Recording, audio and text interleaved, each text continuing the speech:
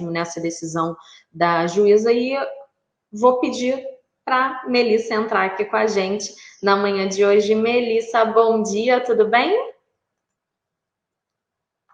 Tô sem seu áudio.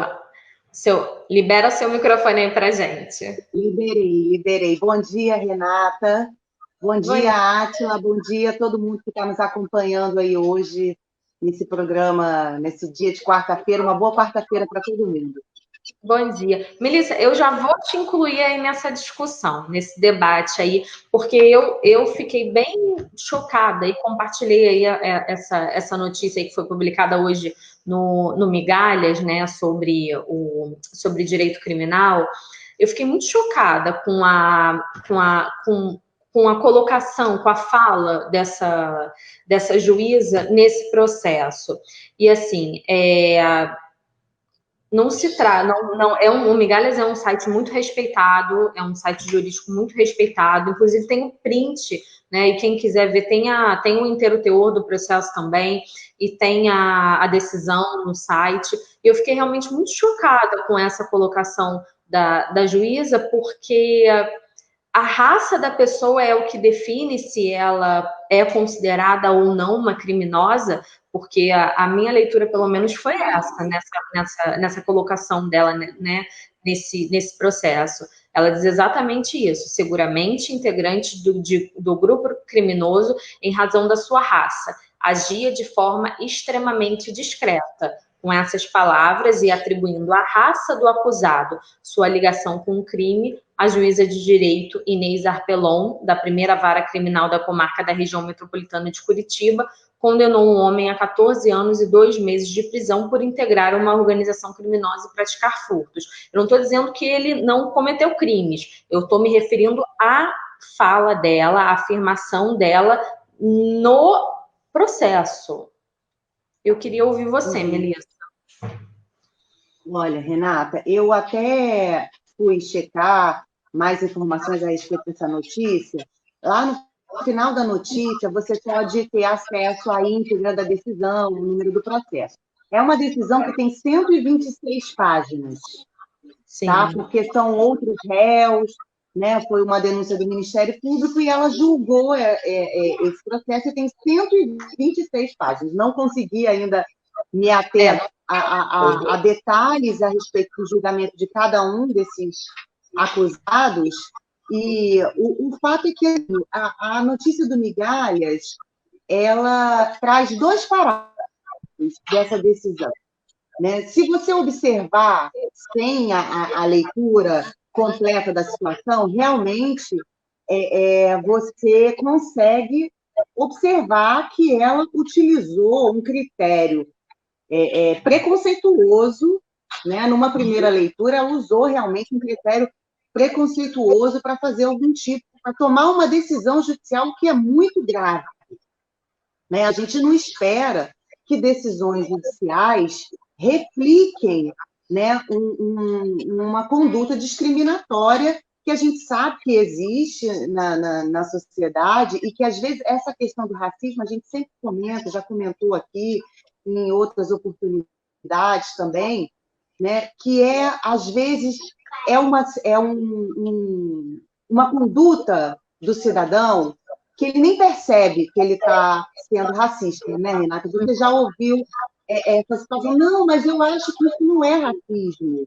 Pois é, essa questão do que não é racismo ainda não está, eu acho, muito esclarecida para a grande maioria da nossa sociedade, né? E especialmente aqui para essa juíza numa, né, decisão judicial. E isso eu acho que isso que eu acho que é o mais difícil, né? Porque em cada conduta, né, Renata? É numa conduta, numa palavra, né? É numa situação do nosso cotidiano que a sociedade demonstra esse racismo estrutural, essa compreensão equivocada a respeito do racismo. Quando a gente fala que é racismo, a gente ouve, não, mas isso não é racismo, né? A gente ainda está discutindo se determinadas condutas são racistas ou não, né? Ah, mas eu não quis dizer isso, eu respeito o negro, eu respeito a raça.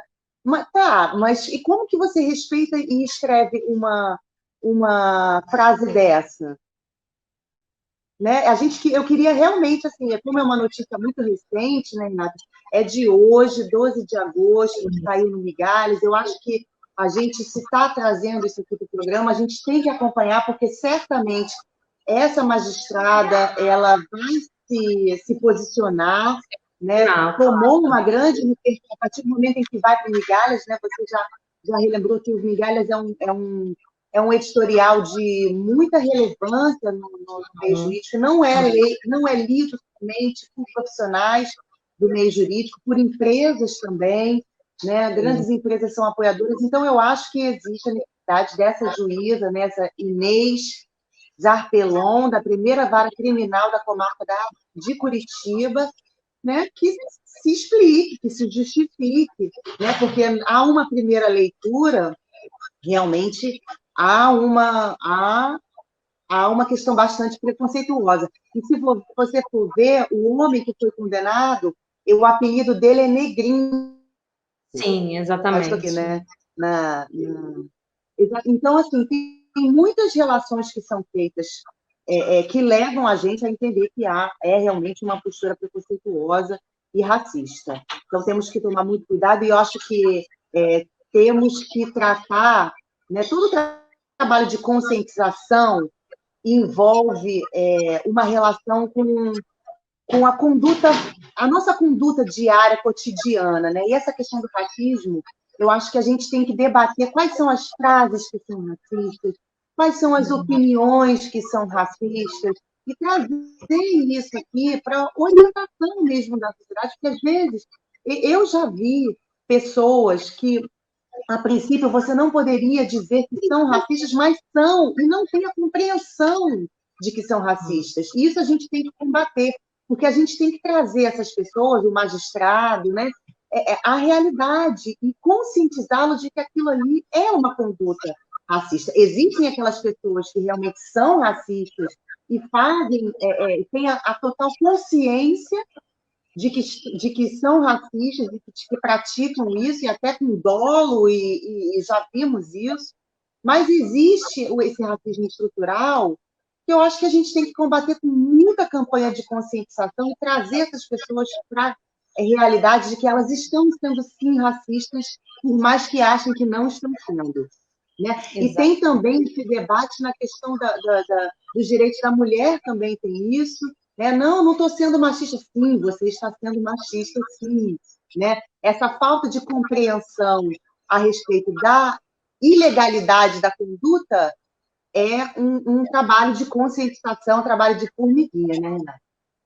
Eu acho que você colocou muito bem essa questão, Melissa, de que, assim, a pessoa, ela não tem a compreensão, né, de que a fala dela é racista, de que o comportamento dela é racista. Essa questão do racismo estrutural, né, que é tão dito aí, já é um assunto muito debatido já há muito tempo, é preciso a gente cada vez mais falar sobre isso, cada vez mais debater sobre isso, porque muitas vezes a gente não sabe, né? Eu vou fazer aqui um paralelo, por exemplo, com o machismo. Né? Muitas vezes a gente não sabe por que a gente está tendo aquela prática, por que a gente age daquela forma.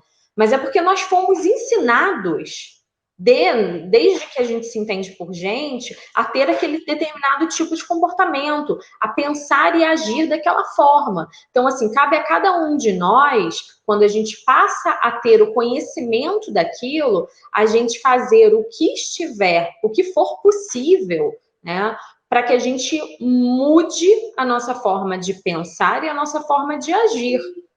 Porque se o racismo continua existindo dentro da nossa sociedade, é algo que nunca vai deixar de existir. Pelo menos eu penso assim. O machismo também penso que é uma coisa que nunca vai deixar de existir, mas são práticas que precisam ser combatidas. Mas para que essas práticas, para que o racismo e o machismo possam ser combatidos, as pessoas precisam ter o conhecimento de que aquilo que ela fala ou aquilo que ela pratica é uma prática, é um comportamento racista, é um comportamento machista. Mas o desconhecimento, não é, Melissa, muitas vezes leva a esse tipo de prática. Então, eu acho que você colocou muito bem, assim, a gente aqui, a gente está comentando uma matéria que foi publicada hoje no site Migalhas, que é um site respeitado, por isso que eu trouxe esse assunto para debate, porque se fosse publicado em um site que tivesse ali um viés muito ideológico, talvez eu teria um cuidado maior de trazer esse assunto aqui para debate, mas é óbvio que aqui a gente não vai conseguir rapidamente ler as mais de 160 páginas que tem esse processo.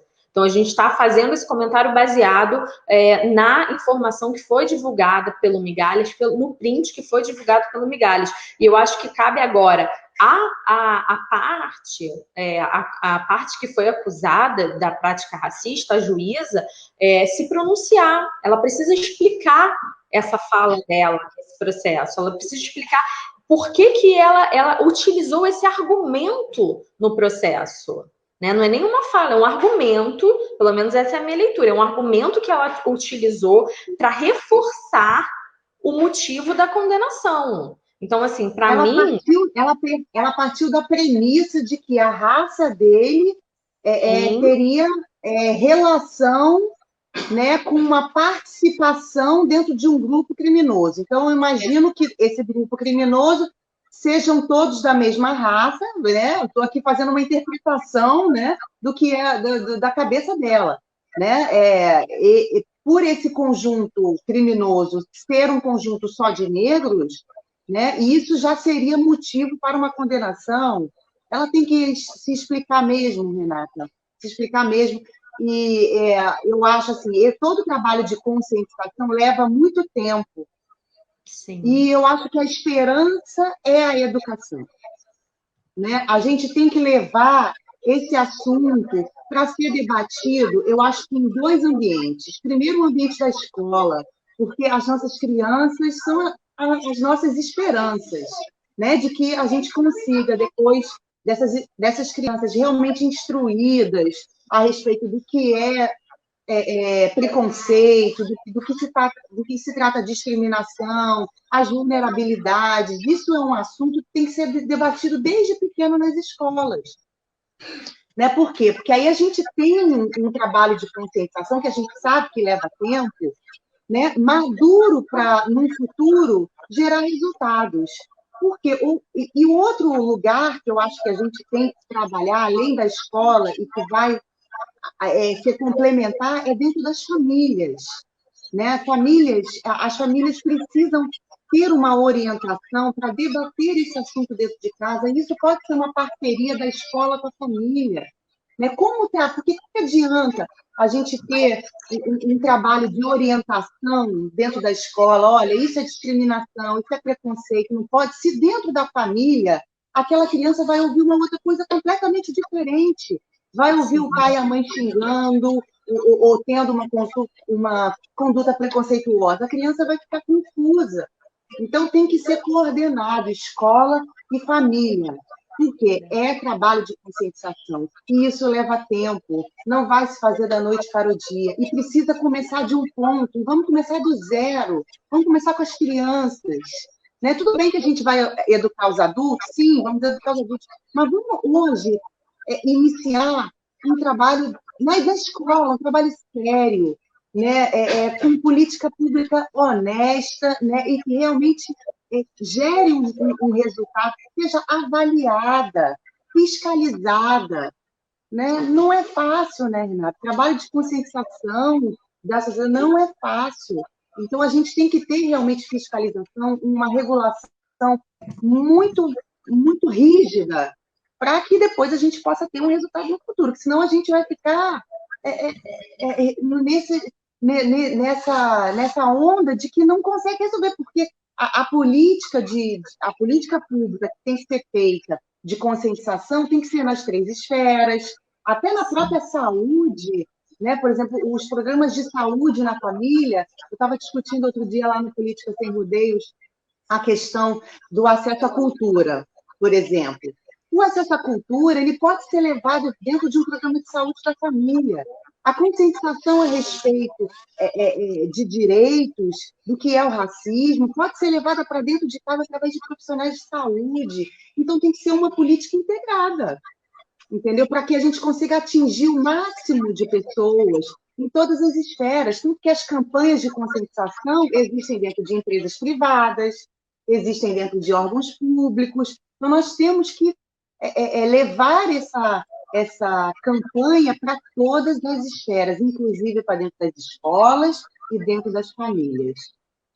É o que você disse, né, Melissa? É um trabalho de formiguinha, mas a gente não pode ficar de braços cruzados e a gente precisa agir. A gente precisa agir e sair aqui, né? Nós aqui, precisamos sair aqui dessa posição de privilégio que a gente tem e realmente a gente precisa agir e, sabe, para que as coisas mudem, as coisas precisam mudar, a gente não pode simplesmente ler uma notícia como essa ou ver imagens que a gente viu aí na última semana, né, exemplos muito explícitos de racismo e assim, são imagens que não aconteceram agora, são exemplos que acontecem sempre, sempre. Então, assim, eu acho que hoje essa pauta, essa temática, ela está sendo muito debatida. Mas quanto a população negra sofre há séculos, né? Quanto que ela sofre perseguição? E eu acho que, assim, essa questão que foi colocada aí nessa decisão judicial, ela é o típico exemplo de tudo isso que a gente vê. É o que, sabe? Por quê? Porque pela questão da sua raça, por você ser uma pessoa negra, a juíza entende que você faz parte de um grupo criminoso. Pelo menos é essa a leitura que a gente tem quando a gente vê a matéria, quando a gente lê a matéria. Então, assim, realmente, Melissa, eu fiquei tão indignada com essa questão hoje de manhã quando li, que eu fiz questão de trazer esse assunto aqui para debater no programa Reclamar Adianta hoje e compartilhei com todos os meus amigos advogados, porque a gente precisa, sim, que essa juíza venha a público e dê uma satisfação. Ela precisa, sim, explicar por que essa questão, por que ela colocou isso no processo. A gente não pode escalar diante de um absurdo como esse, né? E é o que você falou, eu acho que cabe a cada um de nós. Esse trabalho de formiguinha é uma questão que não vai ser modificada do dia para a noite, é um trabalho que vai levar aí muito e muito tempo, mas a gente não pode aí cruzar os nossos braços e fingir que nada acontece. É o que o Átila falou. Quantas e quantas vezes a gente ouve pessoas dizendo o seguinte: ah, não, o racismo não existe. Como assim não existe? É só se a pessoa for mais um negacionista, porque é óbvio que ele existe. É só a gente olhar para o lado que a gente vai ver. Ou está se fazendo de mal entendido, ou realmente não sabe que ou não julga que aquela conduta dele seja uma conduta, né? É falta de educação mesmo, falta informação, olha, deixa eu te mostrar os estudos, deixa eu te dizer o que é o racismo, porque eu acho que as pessoas não estão informadas. Existem aquelas pessoas que estão informadas, sim, porque o debate ele é amplo hoje, e a gente vê casos, semanalmente a gente vê casos de racismo nos nossos meios de comunicação. Agora, combater o racismo, eu acho que é realmente conscientizar cada um de quais são as condutas que são racistas. Uhum. Para que aquela pessoa saiba, olha, e compreenda que aquilo é uma conduta racista e não pratique mais aquela conduta na sua vida. Dá exemplos, entendeu? E isso tem que ser levado para todos os cantos. Exatamente. Então, a gente aqui no Reclamar Adianta, a gente faz esse trabalho de formiguinha que é necessário, é preciso e é importantíssimo para a gente construir uma sociedade igualitária. Melissa, mudando aí um pouquinho de assunto, queria conversar aí com você. Vou primeiro conversar sobre alguns assuntos fora da área de direito de saúde, depois a gente vai aí para a área de direito de saúde. Uma área também aí que você domina muito, que é uma área que você gosta muito sempre de falar aqui no programa Reclamar Adianta sobre a questão de idosos, né? E aí eu tava lendo aqui uma notícia agora de manhã que queria avaliar com você se é uma notícia boa, se é uma notícia ruim. A gente tem recebido muitas reclamações aí nesse período de pandemia dos idosos com dificuldades de acesso aos bancos, que os bancos estariam restringindo o horário de atendimento aos idosos. E aí hoje, na última semana, o governador Wilson Witzel sancionou uma lei que determina o acesso irrestrito e preferencial aos bancos privados e casas lotéricas a todos os idosos com idade igual ou superior a 60 anos no estado. Essa orientação ela passou a valer desde o último dia 3 de agosto, quando foi publicada aí a lei estadual. Essa mudança ela ocorreu em decorrência do período que vive o estado, né, o estado de emergência em razão da pandemia do coronavírus. A lei, que tem o número 8.965 de 2020, também assegura a prioridade especial aos maiores de 80 anos, atendendo suas necessidades, preferencialmente em relação aos demais idosos. E aí, no texto, a determinação é para que os bancos e casas lotéricas deverão disponibilizar acesso preferencial a todos os caixas para atendimento aos idosos, inclusive para saques, validação de senha e cartão, e também outros por representarem aí um grupo de risco maior ao contágio do Covid-19. Além disso, o chamamento das senhas para atendimento nos caixas bancários não pode ultrapassar 30 minutos. Então, assim, com base nessa lei, pelo que eu entendi, não é só mais um caixa preferencial. Todos os caixas dos bancos passam a ser prioritários para idosos. Sim, concordo com você, Renata. A gente tem aí um regramento estadual, né, que atende ao Estatuto do Idoso, né? O Estatuto do Idoso ele prevê diversos direitos aos idosos que muitas vezes precisam, às vezes esses direitos precisam ser regulamentados, né? Porque o Estatuto do Idoso, assim como o próprio Código de Defesa do Consumidor, é uma lei genérica, né? Então, casos específicos, né, regulamentações específicas, muitas vezes precisam ser feitas, e aí, dependendo da matéria que é abordada na legislação, aí é o Estado, é o município que fala, é um decreto. Então, a gente teve aqui uma atuação do nosso governo do Estado, né, na defesa dos direitos dos idosos, regulamentando de forma muito específica,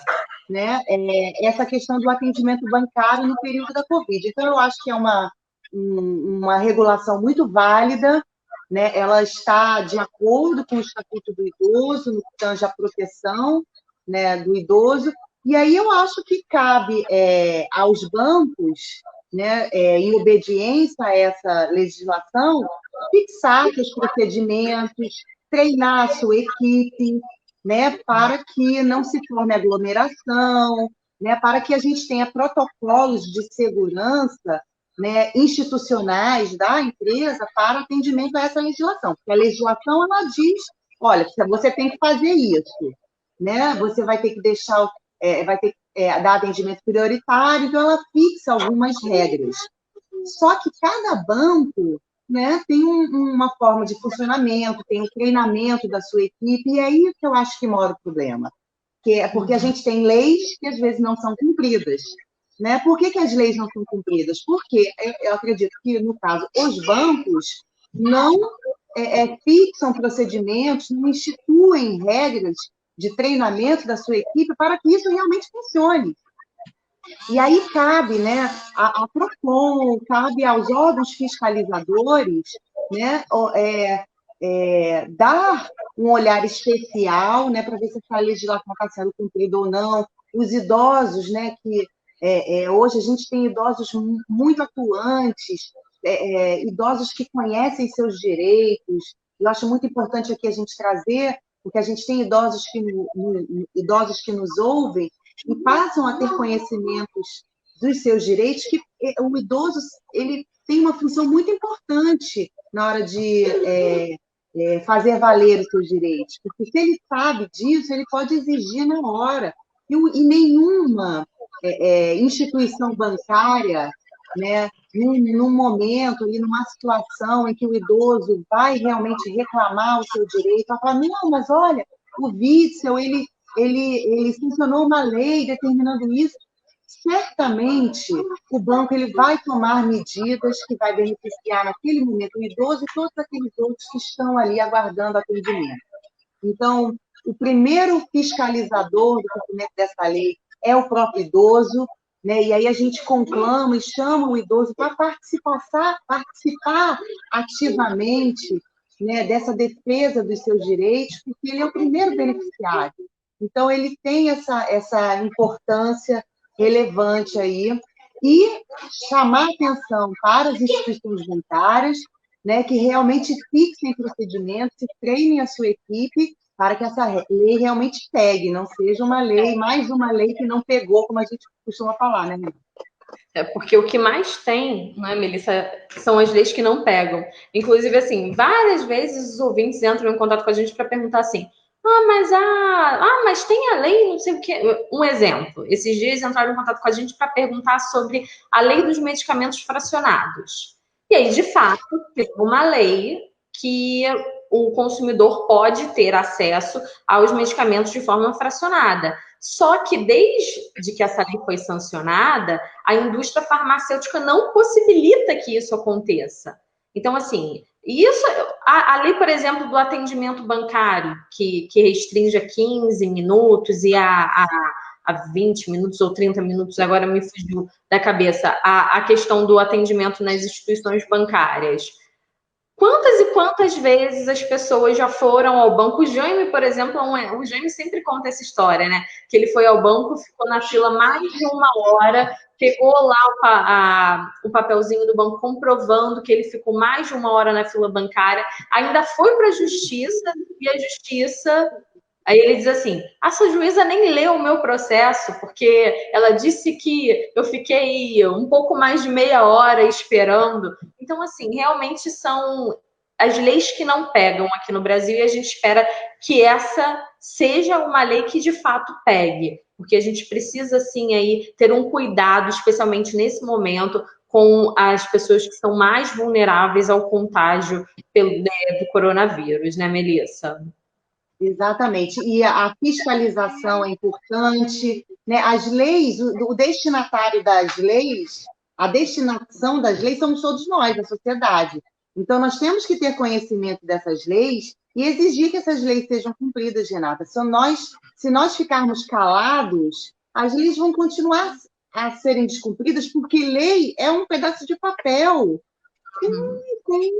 que foi escrito uma determinada lei. Então, nós temos que dar efetividade à lei através da fiscalização, né? E através da denúncia, porque se a gente não reclamar, como diz o nome do programa, né? Se a gente não reclamar, as ilegalidades vão continuar a serem cometidas, né? Porque não há fiscalização, não há punição, não há reclamação, então está tudo bem.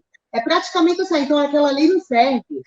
Aquela lei foi promulgada, mas se não está pegando é porque não serve? Não necessariamente.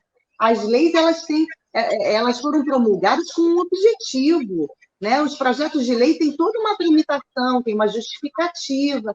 Então, nós temos que nos informar e realmente denunciar. Exatamente. Melissa, agora mudando de assunto, queria falar com você sobre essa decisão do TJ do Rio de Janeiro, na verdade foi do presidente do TJ, que negou o recurso da Prefeitura do Rio de Janeiro e, por isso, as aulas presenciais no Rio seguem suspensas nas escolas particulares. Só lembrando que a Prefeitura do Rio de Janeiro, dentro do plano de flexibilização, havia permitido de forma opcional, de forma facultativa, a reabertura das escolas privadas para os alunos do 4º, 5º, 8º e 9º anos do ensino fundamental. isso de forma facultativa, tá bem? E aí o presidente do TJRJ, o Cláudio de Mello Tavares, que indeferiu o recurso apresentado pelo município, pediu a tomada de medidas coordenadas e voltadas ao bem comum na decisão dele. O magistrado também levou em consideração, Melissa, as normas estabelecidas pelo Estado, que orientam que as aulas continuem à distância, que, segundo ele, é obedecida nos demais municípios fluminenses. Porque a gente ainda tem essa questão, né? No Rio de Janeiro, a prefeitura autorizou de forma facultativa a retomada das aulas para os alunos do quarto, quinto, oitavo e nono anos. Quarto, quinto, oitavo e nonos períodos. Anos, perdão. Agora, o Estado já diz que as aulas continuem de forma online, de forma remota. Ou seja, a gente já tem aí uma discordância entre o município e o Estado. Mas, lembrando só lá que no início do estado dos decretos aqui de emergência aqui no Brasil, o próprio Supremo Tribunal Federal decidiu que caberia a estados e municípios definir como seriam aí essas regras de enfrentamento à pandemia. Então, assim, a gente tem... E aí, o que eu queria discutir com você é o seguinte, Melissa. Cabe ao judiciário essa decisão sobre o retorno às aulas ou não? Caberia um consenso entre Estado, prefeitura, instituições de saúde, pais, escolas, porque quem fica perdido com isso tudo são os pais, são os alunos, né? Muitos foram à escola durante 4 dias, e aí, se eu não me engano, foi na quinta-feira que saiu a publicação da impossibilidade de retorno às aulas por parte da Justiça do Rio de Janeiro, e agora essa decisão do presidente do TJ mantém aí a suspensão das aulas, por enquanto, no município do Rio de Janeiro.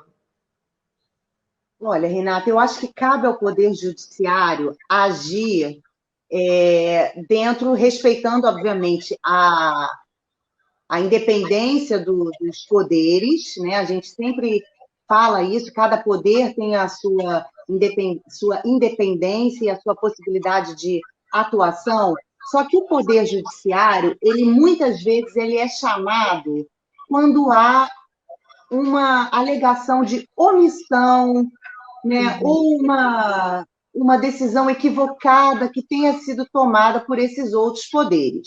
Né? A gente está vendo isso na política, a judicialização de situações, né, que a justiça acaba tendo que ser chamada porque existe uma alegação de violação a uma lei, seja ela municipal, estadual, federal ou até a nossa Constituição, porque você vê que a justificativa para o Tribunal de Justiça, né, o que o presidente do Tribunal de Justiça falou, ele falou o seguinte: ele pediu que as medidas sejam coordenadas e voltadas ao bem comum. Ele não tem o objetivo de se intrometer, nem poderia, né, em decisões do Poder Executivo ou de outros poderes, tá? Eu acho que o que a justiça muitas vezes faz é interferir, e nesse caso a justificativa da interferência foi de que no entendimento do presidente do tribunal, essas medidas não estão coordenadas. Você vê que ele não julgou especificamente alguma medida do Estado ou do município. Ele só disse o seguinte: como vocês não estão se entendendo, pelo menos a minha leitura é essa, como vocês não estão se entendendo, né, eu não posso determinar que em um município funcione de uma forma, em outro funciona de outra forma, porque as medidas de saúde, todas as medidas de saúde, elas são relacionadas a todos os nossos poderes, executivo, legislativo e judiciário, em todas as esferas, no Estado, no município e na União. Então, é uma legislação concorrente, né? Então, nós temos que falar juntos, né? Os poderes têm que conversar juntos. E ele identificou, né, que, no caso, o município do Rio como outros municípios não estavam conversando em conjunto com o Estado.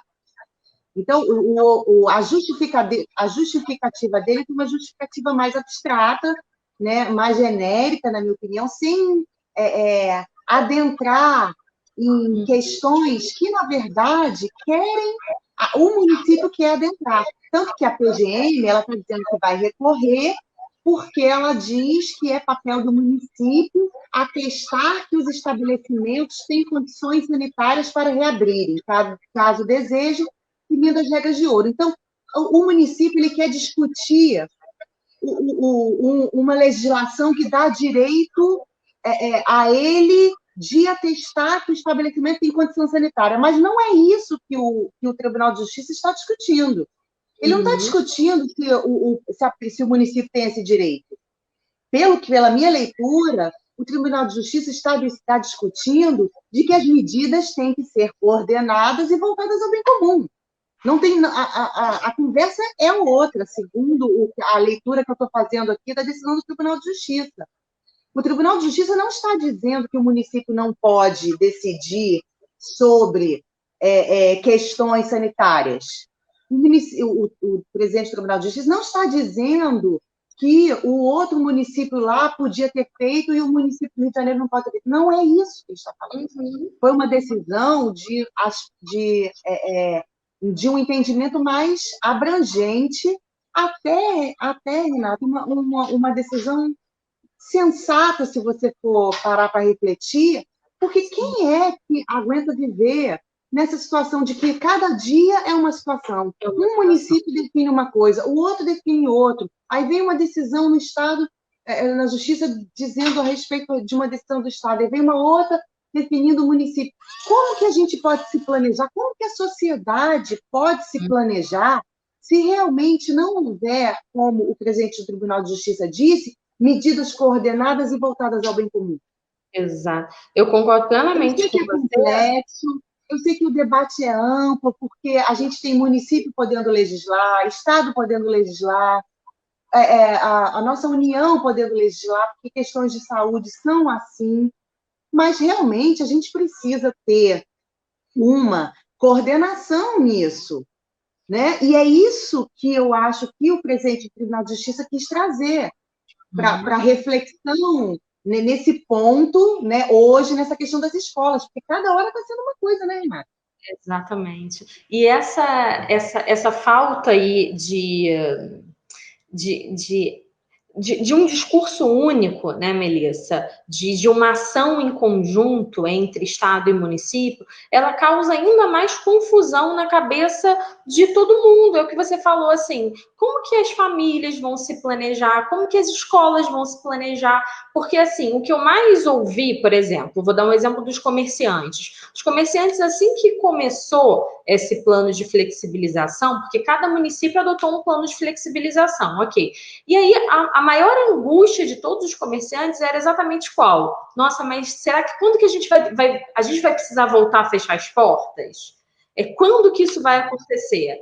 Então, assim, essa insegurança trazida por essa falta de consenso, né, entre Estado e município, se Estado e município não chegam a um consenso, a gente precisa da interferência de um outro poder, que é o Poder Judiciário, para que esse poder possa ter o consenso por esses dois poderes que não chegaram aí a um consenso. Eu acho que é mais ou menos isso mais ou menos não, foi isso que aconteceu aí nessa questão das escolas aí do Rio de Janeiro. Então, assim, sindicato de um lado falando uma coisa, se você for perceber aí, a própria matéria diz isso, o sindicato das escolas particulares ainda não se pronunciou, o sindicato das escolas públicas diz que se mantém em greve. Aí a Prefeitura do Rio de Janeiro flexibilizou o retorno às aulas. O Estado não flexibilizou. Então, assim, aí no meio de tudo isso ficam pais, alunos, professores,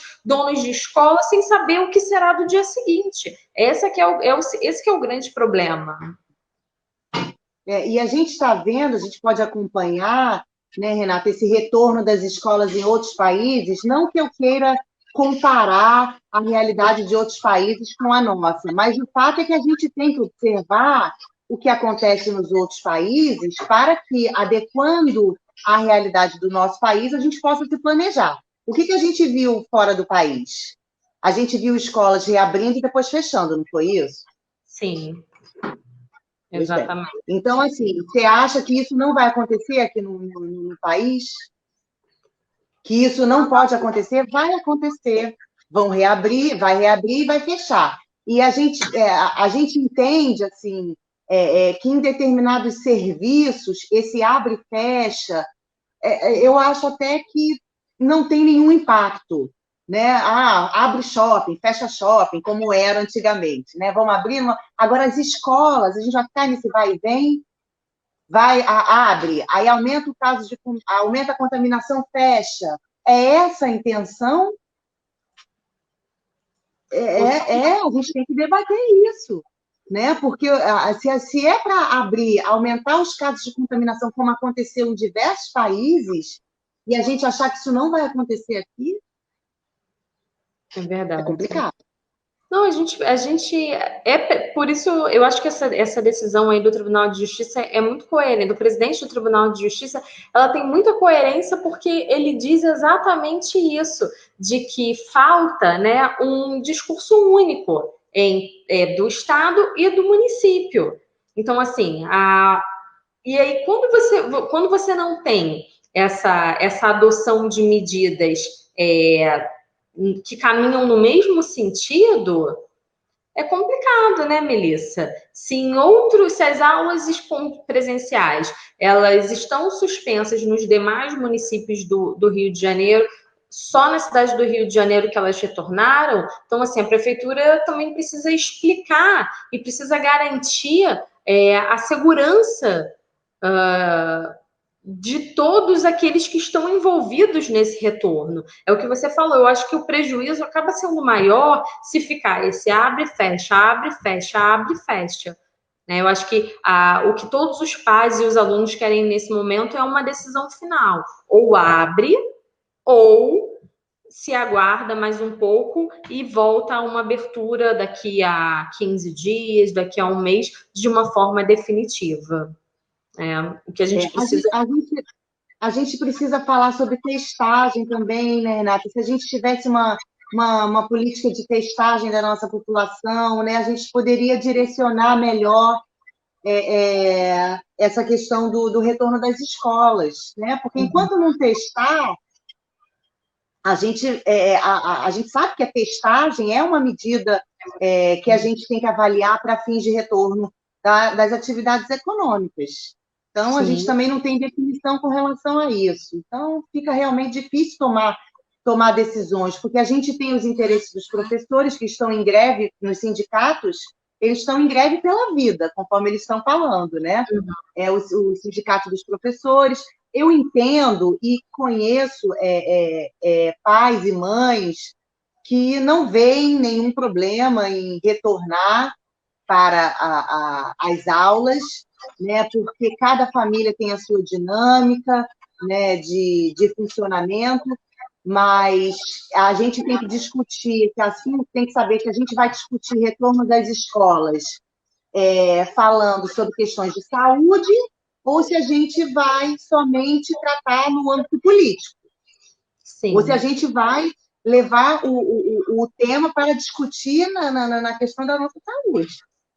É isso que está batendo, né? É isso que está pegando.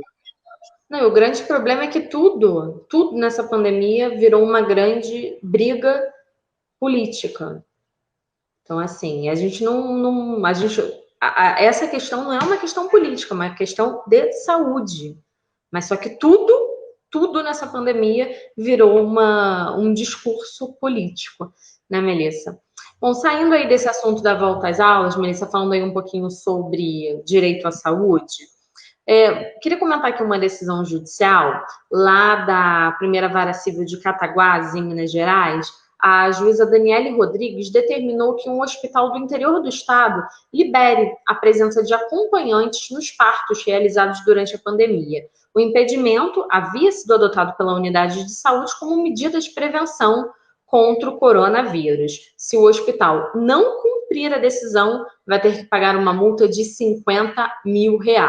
Essa ação ela foi protocolada por uma gestante inconformada com a restrição e visando aí garantir o direito de ser acompanhada pelo marido no momento do parto. Então, essa decisão lá de Minas Gerais, da Justiça de Cataguases, garantiu a essa gestante que o pai pudesse estar na sala de parto no momento no momento que ela desse, né, que ela daria à luz ao bebê. A gente sabe que esse foi um fato aí que trouxe muita angústia, né, Melissa, para todas as gestantes que tiveram aí bebê durante a pandemia, porque os pais não puderam estar ali na sala de parto para acompanhar o nascimento dos seus filhos.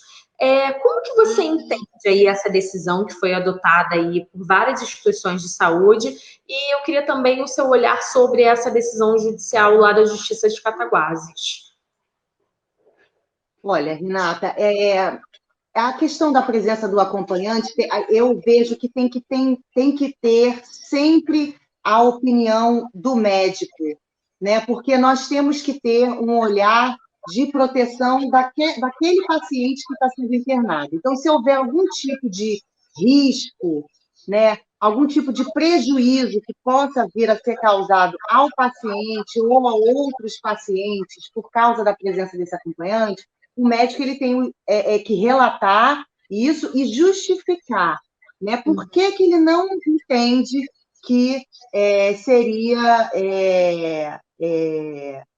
poderia ter aquele paciente um acompanhante. Tem que ser justificado, né? Então, nesse caso, não deve ter, não sei qual foi o caso, se houve alguma justificativa para a presença desse pai, por mais que a gente saiba que existem justificativas óbvias, né, para a presença do pai, né, na sala de parto, nesse momento da pandemia do coronavírus, houve algum tipo de restrição, né, em determinadas resoluções e no âmbito, né, da regulamentação da saúde, existiu, sim, restrição quanto à presença de acompanhantes.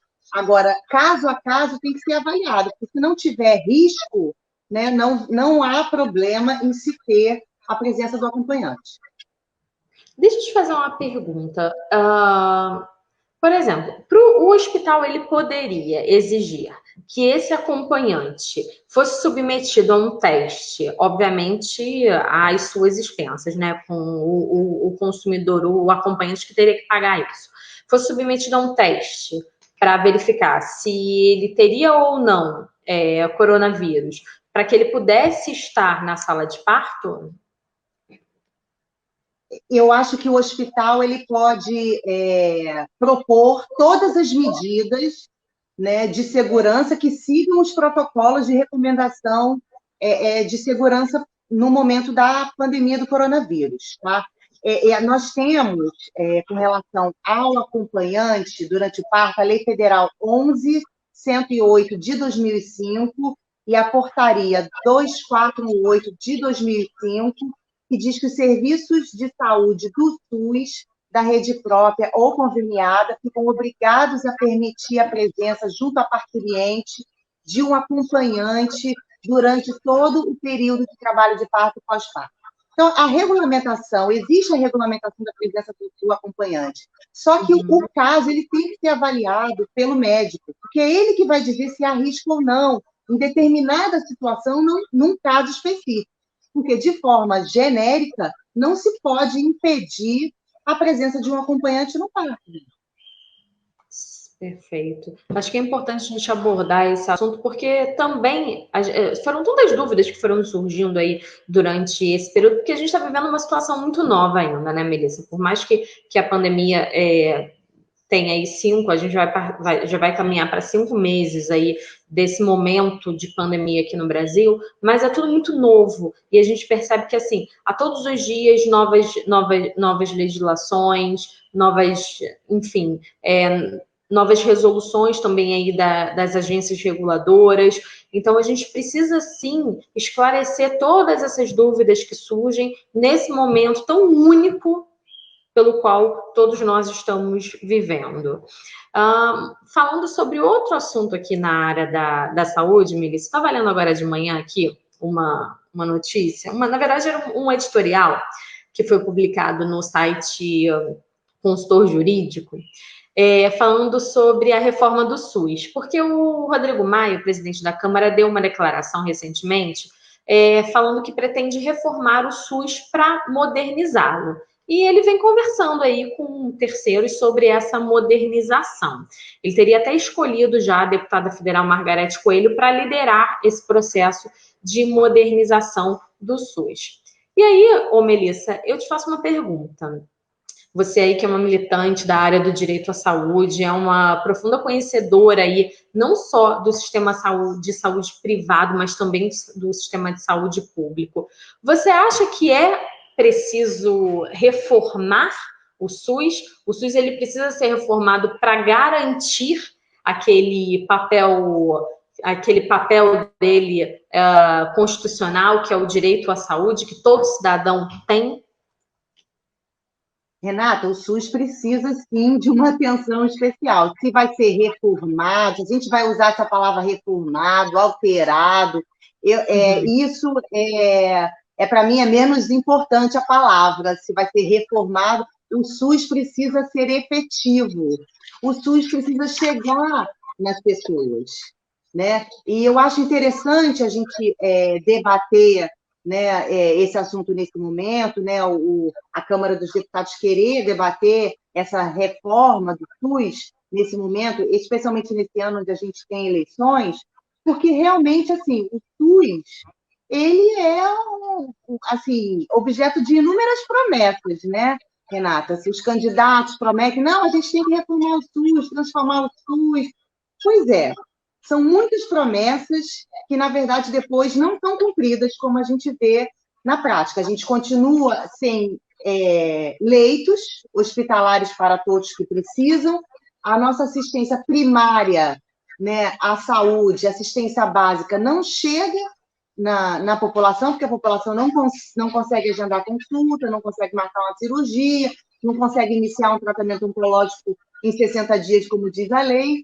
E a gente tem por trás de tudo isso questões importantes que precisam ser debatidas nessa reforma. Vamos reformar o SUS? Vamos transformar o SUS num sistema de saúde que funcione, né? E o que a gente vai precisar debater a respeito disso, especialmente nesse momento de eleição, né? Quem é que financia o Sistema Único de Saúde? Como é que funciona esse financiamento? Como esse dinheiro ele é gerido? Né? A questão do uso do nosso dinheiro público, né? De fundos públicos, para subsidiar o nosso setor privado de saúde. Temos que debater isso. Por que a gente está usando esses fundos públicos para subsidiar a saúde privada? Né? Como eu falei, a nossa assistência primária à saúde que não chega em inúmeras filas para conseguir atendimento médico. Né? A questão do uso político-eleitoral de cargos na saúde. Né? A gente tem hoje um Ministério da Saúde há quanto tempo sem ministro? Né? A corrupção, vamos debater também? Então, são muitos assuntos que a gente tem que debater nessa pretendida reforma do SUS. Vamos discutir? Precisamos sim, que nós precisamos entregar o SUS à população, porque a população é que é a destinatária dos serviços e a população não está recebendo o SUS. E a estrutura, né, o modelo do SUS, Melissa, é importante a gente falar disso, né? A gente tem um modelo muito bom de sistema único de saúde. O grande problema é que esse modelo não funciona. Mas a concepção do SUS é muito boa. O SUS, assim, o SUS ele é visto até por outros países como um sistema perfeito, né? E ideologicamente perfeito, pensado de forma perfeita, para funcionar de forma perfeita. Então, a gente precisa trazer efetividade para essa perfeição, né? Que ele foi pensado como um sistema público, universal, para atender toda a população. Não são todos os países do mundo que têm sistema público de saúde universal como é o nosso, né? Exato. É muito difícil conseguir, né, implementar isso, a gente sabe que é difícil, mas não é porque é difícil que a gente não tem que fazer. Se é para reformar, então vamos debater aquilo que é realmente importante a gente debater para essa reforma acontecer sem prejuízo a direitos, né, já conquistados, né, e previstos na nossa Constituição. Exatamente. Melissa, na semana passada a gente falou bastante aqui no Reclamar Adianta sobre telemedicina. E aí, um ouvinte, né, o Antônio, que estava acompanhando o programa, mandou uma pergunta para a gente, que eu separei para a gente conversar hoje aqui. Ele pergunta assim: se é possível a telemedicina na perícia médica? É interessante essa pergunta aqui do Antônio Misael. Você acha que é possível a telemedicina na perícia médica ou não? Houve uma discussão, Renata, muito grande a respeito disso. Por quê? A perícia médica, ela foi incluída lá no decreto 10.282, de 20 de março de 2020, que foi o decreto que disse quais eram os serviços essenciais. Você lembra desse decreto, né? Então, esse decreto, ele tratou as atividades médico-periciais relacionadas à Seguridade Social e alguns outros tipos de atividades médico-periciais como serviços essenciais. Mas, apesar disso, nós tivemos a Resolução 313 de março de 2020 do CNJ, suspendendo essas atividades, as atividades médico-presenciais, e isso impactou os processos, por exemplo, contra o INSS, discutindo auxílio-doença, aposentadoria por invalidez, porque essas pessoas tiveram esses processos suspensos, porque não há como se julgar um processo contra o INSS discutindo auxílio-doença e aposentadoria por invalidez, por exemplo, sem passar por uma perícia médica judicial. Então, a gente começou a ter diversas decisões na justiça a respeito desse assunto. Nós tivemos, por exemplo, o TRF4, desculpa, suspendendo uma liminar que havia sido concedida por um juiz de primeira instância, determinando o restabelecimento do benefício até que a perícia médica fosse feita. Aí o TRF4 cassou isso, dizendo, não dá para pagar benefício sem fazer a perícia, não dá para autorizar o INSS a pagar um benefício num processo judicial sem ter uma perícia médica. Então, nós tivemos esse questionamento na justiça a respeito disso. O Conselho de Medicina, né, a respeito da telemedicina, existem discussões a respeito de algumas especialidades médicas, algumas especialidades que teriam alguma limitação na prática da telemedicina, né? E o Conselho se posicionou a respeito da perícia médica, né? No caso, o Conselho Federal de Medicina, no parecer, no processo consulta número 7 de 2020, ele dispôs, né, que não há como se fazer a perícia médica sem um exame, né? Então, nós temos aí um entendimento do Conselho Federal de Medicina de que realizar a perícia médica sem o exame direto no periciando, e isso afrontaria o Código de Ética Médica, né? Então, nós temos diferentes opiniões a respeito dessa questão da perícia médica, e isso é relevante na medida em que impacta esses diversos processos judiciais que a gente tem discutindo benefícios previdenciários, né, Renata? Então, tem gente que está conseguindo benefícios sem perícia, aí vem o tribunal e caça, tem outros que não estão. Então, a questão da telemedicina, até na época em que foi suspensa a regulamentação que o Conselho tentou fazer em 2018, o Conselho de Medicina, que tentou regulamentar isso, mas depois foi suspenso, né? A telemedicina, ela é vista, precisa haver 2 médicos, Renata, nas 2 pontas. Não há como você ter a prática da telemedicina sem a presença do médico. Então, você pode até, por exemplo, no caso da oftalmologia, você fazer o exame e depois enviar para um médico poder avaliar. Tem que ter sempre a avaliação do médico, e a dispensa do exame no paciente tem que ser uma coisa muito fundamentada, porque senão viola realmente o Código de Ética Médica. Então, nós estamos ainda experimentando aí a telemedicina, tem algumas especialidades médicas que convivem muito bem com a telemedicina, mas tem outras que estão ainda, por meio das suas sociedades médicas, se manifestando e orientando os seus profissionais como exercer da melhor forma a telemedicina dentro de cada especialidade. A gente até discutiu, né, algumas vezes sobre essa questão aqui.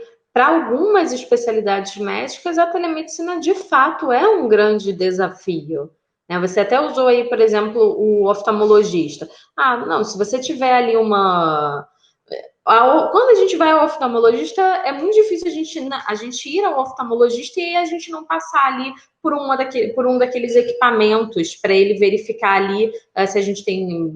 Você chega com o olho inchado, tá com o olho inflamado. Ele vai precisar fazer ali rapidamente um exame. Então, vai acontecer isso que você falou. Primeiro, o paciente vai se submeter a um exame para encaminhar para o médico. Então, assim, de fato, tem algumas especialidades em que a telemedicina é realmente um grande desafio para essa especialidade médica.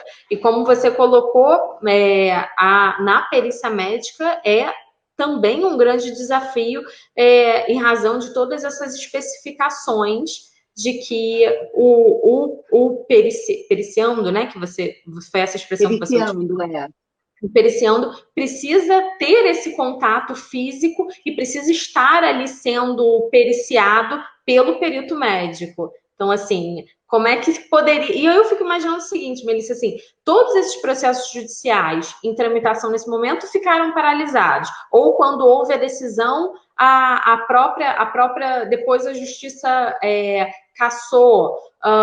Todas as perícias médicas, por exemplo, do INSS, muitas foram hoje você pode anexar aí o atestado médico para que você possa, para que essa perícia seja validada pelo INSS. Mas assim, será que depois isso daí não pode ser questionado? Até amanhã a gente vai receber o Fernando Mascarenhas do INSS aqui no programa e vou conversar com ele um pouquinho mais sobre essa questão para ele orientar os nossos ouvintes sobre como está a situação dos pedidos de auxílio-doença. Porque eu fico imaginando todo esse trâmite nesse momento, tanto na justiça como dentro da Previdência Social, né?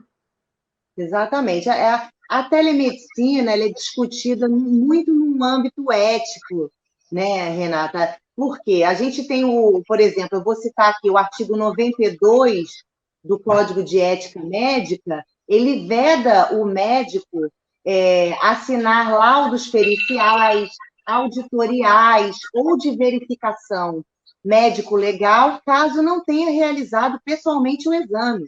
Então, por exemplo, esse artigo ele foi sustentado pelo Conselho Federal de Medicina para chegar à conclusão de que a perícia médica, mesmo durante a pandemia, não seria possível ser feita sem o exame direto no paciente. Então, são discussões éticas, né, importantíssimas, porque garantem realmente que o serviço médico, né, o serviço chegue de forma segura para o paciente. Exatamente. Ô, Melissa, falando ainda sobre direito à saúde, queria abordar aqui com você uma reclamação que a gente recebeu de um ouvinte. Eu até compartilhei com você essa reclamação no final da semana passada. Ela conta pra gente, a ouvinte, que ela foi atendida, ela marcou uma consulta lá no Memorial Saúde. E aí ela mandou até as fotos pra gente, né, dessa sala de consulta. consulta que estava cheia de gente, era uma aglomeração. Eram 35 pessoas numa sala para um só profissional. Imagina a situação de aglomeração dentro de um lugar onde você vai para fazer uma consulta médica. Mas o mais estranho disso tudo é que ela foi submetida a fazer uma coleta de sangue e também de secreção nasal para fins de exame de Covid-19. Ela foi atendida pelo médico e o médico mandou ela fazer o exame para Covid-19, mesmo ela não relatando nenhum tipo de sintomas. E aí eu te pergunto, Melissa, essa é uma prática, não é uma prática correta aí por parte desse médico. Se ela foi para uma, pelo relato dela, ela foi para uma consulta de rotina em razão de um problema de saúde que ela tem. E aí, durante essa consulta de rotina, o médico pede para que ela faça, para que ela seja submetida a um exame para saber se ela está ou não com coronavírus, mesmo que ela não relate nenhum tipo de sintoma. É uma postura não adequada desse profissional. Olha, Renata, para eu poder julgar e falar nesse momento, fica um pouco delicado, por quê? A gente tem que saber exatamente qual foi a orientação que esse médico deu para a realização desse exame. Tá? A princípio, assim, para você indicar um exame para um paciente, deve haver uma justificativa para a indicação, uma justificativa médica, né, para a indicação da realização desse exame. Se não há realmente nenhuma justificativa para eles, não tem sintomas, não há justificativa para a realização do exame, eu tendo a pensar que essa imposição seria uma imposição abusiva, né? E você também tem que pensar que nesse local onde essa ouvinte esteve, também não estava sendo respeitada os protocolos de segurança, porque estava havendo aglomeração, como você bem falou e ela denunciou. Então, nós já podemos observar aí duas questões relevantes. A questão do atendimento, né, do paciente dentro do consultório, que não estava, pela denúncia, não havia atendimento a protocolos de segurança, e houve uma indicação, a princípio, de um exame desnecessário. Né? Nós estamos falando aqui da indicação de um exame que não precisava ser feito. Né? Então, nós teríamos que ouvir o médico, né, qual é a justificativa que ele tem para ter indicado esse exame, porque se não houver justificativa, ele pode ter violado o Código de Ética Médica e ele pode ter violado outras legislações, o Código de Defesa do Consumidor, o Código Civil. Então, a gente tem que realmente entender o que aconteceu nesse atendimento, né, para ter justificado a indicação desse exame para essa paciente. Eu te perguntei isso, Melissa, porque quando eu li aqui esse relato que foi nos encaminhado aqui por um ouvinte do Reclamar Adianta, eu pensei, o que me veio à cabeça foi o seguinte: os exames para diagnóstico do coronavírus, nesse momento, não são de cobertura obrigatória pelos planos, é isso? Só o PCR. O teste rápido não, o PCR é de cobertura obrigatória. Isso, PCR com sintomas, né? Tem que ter sintomas da doença. Essa que é a questão. No caso que foi relatado por essa ouvinte, ela não tinha sintoma. Então, a gente tem que ter sintoma para poder indicar algum tipo de exame. Então, o PCR com sintomas tem que ter cobertura. Com indicação médica justificativa, tem que ter cobertura. Só o sorológico que a gente ainda está discutindo judicialmente, né? Porque houve uma ação judicial para pedir essa inclusão pela Agência Nacional de Saúde. Porque aqui seria um maior absurdo aqui seria que ela tivesse que custear o pagamento de um exame para diagnóstico de uma doença que ela relata que não tinha aí nenhum sintoma. né? Então, Alguém assim, vai ter que custear, né, Renata? Se ela não pagar, o poder público vai pagar, o plano de saúde, alguém vai pagar esse exame. uhum. Alguém vai pagar. A questão é, primeiro, precisa fazer o exame? Ela tem indicação para fazer o exame? Segundo, quem é que vai pagar esse exame? Exatamente. Duas coisas que me chamaram muita atenção aqui nesse relato dessa ouvinte foi a questão aí do exame, do médico mandar ela fazer o exame sem que ela tivesse relatado nenhum tipo de sintoma, e ela relata também essa questão da falta dos protocolos de segurança, das regras de ouro, que não estavam sendo adotadas aqui pelo centro médico, porque ela mandou as fotos para gente, uma total aglomeração no local. Então, assim, até a Melissa recomendou aqui que ela fizesse aqui a reclamação na ouvidoria do plano de saúde também, e depois com o número aí do protocolo, fizesse aí um registro de reclamação na Agência Nacional de Saúde. Agora, eu tenho ouvido muitos relatos, Melissa, nesse momento, de pessoas que estão buscando atendimento, porque as pessoas estão retomando a sua vida, né, no novo normal, e estão retomando seus tratamentos de saúde, que é muito importante, né? As pessoas, na verdade, elas não deveriam ter interrompido nenhum tratamento de saúde durante a pandemia. E as pessoas relatam o quê? Consultórios lotados, e isso traz uma insegurança muito grande para a gente nesse momento, né? Então, assim, é muito importante que o profissional de saúde também, ele precisa dar o exemplo. Não adianta você ir buscar um atendimento médico nesse momento e você se deparar ali com uma sala de espera lotada de pacientes. É preciso ali uma organização, que os atendimentos fluam, que o horário de atendimento e agendamento seja respeitado. Pelo menos é isso que a gente espera aí por parte de todos os profissionais da saúde, também por parte dos hospitais e das clínicas médicas. O que a gente não precisa no momento é aglomeração, e também aglomeração dentro de centros médicos, hospitais e também consultórios de médicos, dentistas, enfim, profissionais de saúde, né, Melissa? Exatamente. Eu acho que assim, os médicos eles são a nossa sustentação nesse momento, né? Porque a indicação do exame tem que ser uma indicação criteriosa, né? Nós estamos discutindo ainda essa questão do exame, se a gente vai custear, se o nosso poder público vai custear exames em massa, né? Para nortear melhor as políticas de isolamento social.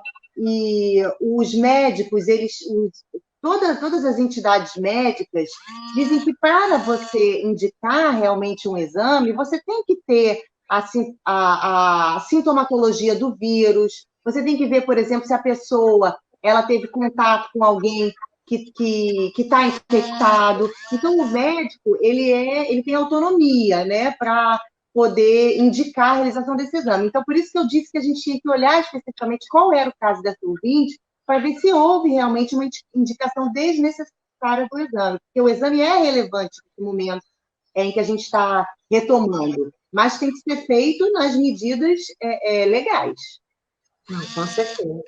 Melissa, eu vou me despedindo de você. A gente tem protesto hoje, então vou me despedindo de você aqui no Reclamar Adianta. A gente hoje antecipou aí a participação da Melissa aqui no programa Reclamar Adianta. Olha quantos assuntos a gente conseguiu conversar hoje, né? A gente foi desde lá desse debate aí, falando sobre a questão do racismo, falou sobre o direito do consumidor, retorno das escolas, e finalizando aí com o direito à saúde, que é a especialidade da Melissa Areal Pires. Melissa, mais uma vez, muito obrigada por estar aqui com a gente todas as manhãs de quarta-feira aqui no programa Reclamar Adianta, né? Há anos que Melissa participa aqui com a gente no programa Reclamar Adianta. Inclusive, muito bacana, a Melissa tem compartilhado lá no Instagram dela, né? @arealpires, _direito à saúde, algumas lembranças de anos daqui juntos, né, no programa Reclamar Adianta. Muito bacana essas lembranças, Melissa, né, de tantos momentos aqui que a gente já passou aqui juntos no programa Reclamar Adianta. Muito obrigada sempre pela sua companhia, por você compartilhar aí o seu conhecimento com todos os nossos ouvintes aqui nas manhãs de quarta-feira. Deixa aí todos os seus contatos para os nossos ouvintes. Renata, é um prazer enorme. Eu estou com vocês aqui desde 2012. Nossa, Daqui a olha pouco quanto vai. tempo. Ó, já faz muito tempo. É um prazer enorme estar aqui com vocês. Toda quarta-feira nós já passamos por diversas fases no programa, em diversos lugares, né, Renata? Já gravamos aqui. Agora Verdade. estamos gravando em casa, né? Diante da Exato. pandemia. E a gente continua junto. Muito obrigada por abrir esse espaço aqui tão importante para a gente discutir a nossa saúde, o nosso direito à saúde e, no final das contas, o direito do consumidor, porque é aplicável o Código de Defesa do Consumidor para nós, cidadãos, que utilizamos serviços públicos ou privados de saúde. Então, é muito importante esse espaço aqui do Reclamar Adianta. É um prazer estar aqui com vocês desde 2012, toda quarta-feira, só saindo, só deixei um pouco o programa no nascimento dos meus filhos, mas depois voltei, né? Então, vou deixar aqui a minha rede social, Ariel Pires, _ Direito à Saúde. Lá tem muita informação de direito à saúde e convido todo mundo a dar uma espiadinha lá, curtir, e compartilhar o debate, compartilhar informação, compartilhar direitos. Que é isso que a gente faz aqui, que é o que eu faço na minha profissão e aqui no Reclamar Adianta. Um beijo para você, um beijo para o Átila, para todo mundo aí do programa e para todo mundo que nos acompanhou, compartilhou e participou através de comentários aqui. Muita gente comentando muita coisa. Muito legal. Um beijo para você, Renata. Até quarta-feira, se Deus quiser. Até quarta, Melissa. Obrigada mais uma vez. A gente se encontra aqui na próxima quarta-feira aqui no Reclamar Adianta. Obrigadão, Melissa. Tchau, tchau. Uma ótima semana para você. Tchau, tchau. Para você também. Tchau. Tchau.